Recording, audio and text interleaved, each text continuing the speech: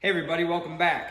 I've recently been working on the charge pipes for the twin turbo for the dragster, and I made this merge in the wood shop actually, and I put a post on Facebook and got a lot of traction on that post. A lot of questions, and so I wanted to take a minute and show you guys how I did that. All right, well, normally in this wood shop, I build speaker cabinets, which the name of the channel is Stowell Speed and Sound, and I haven't really showcased any of the sound stuff that I do, but maybe one day we'll make a video on, or multiple videos on some of that. But for right now, I had a ton of people that didn't understand that you could cut aluminum on a table saw. You can actually use a jigsaw. I have a panel saw over there.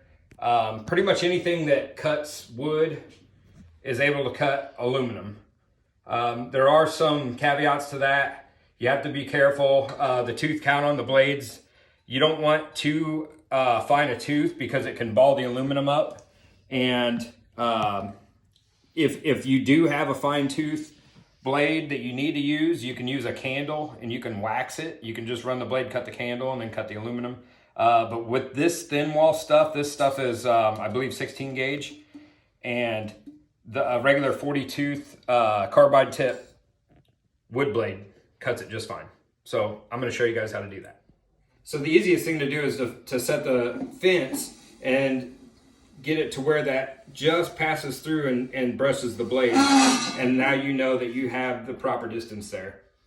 To get to 3.5 on your merge, you're going to have to cut this in half, but you need to cut off part of this so when the two pieces come together, I'll show it to you. It's easier to show it to you than explain it, but that's 3 inches around all the way through there. So I want two pieces of 1.75 inches together, and that would add up to a 3.5 inch piece. If you just cut that in half, you would end up with a 3 inch piece because it'd be 1.5 inches. So what you want to do is you want to set that fence to the full stand and then note where it is. And I'm at 9 5/16. So I want to take 1.25 inches off of that 3 inches right here. And I'm gonna have a line right through here that saw blade is gonna cut through. So I'm gonna take 1.25 inches off of here, which is gonna bring that down to 8 1/16. And I always double check because I've got a tape here, but I always check to the inside tooth on the blade from the fence, because as you use that blade, it wears a little bit, and as you slide on this fence, it wears a little bit, but we're good right there. I always tape this so it slides.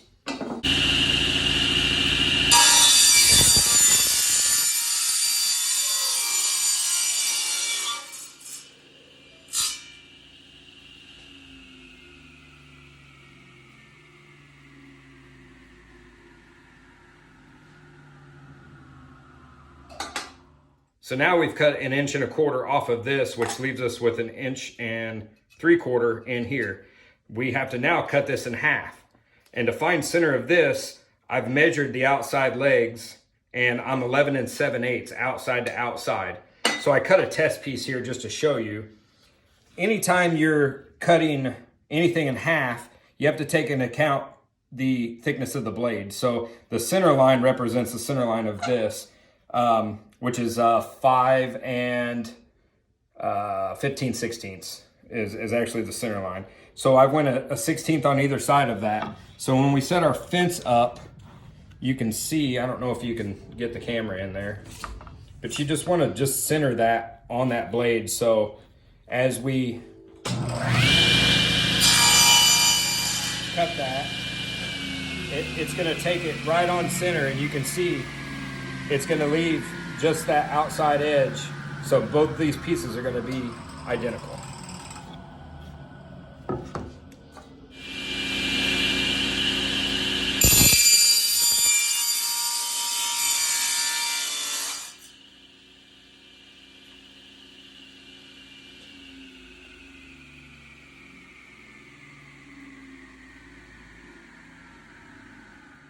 So after I've cut those in half, you can see that I have two identical 90-degree pieces.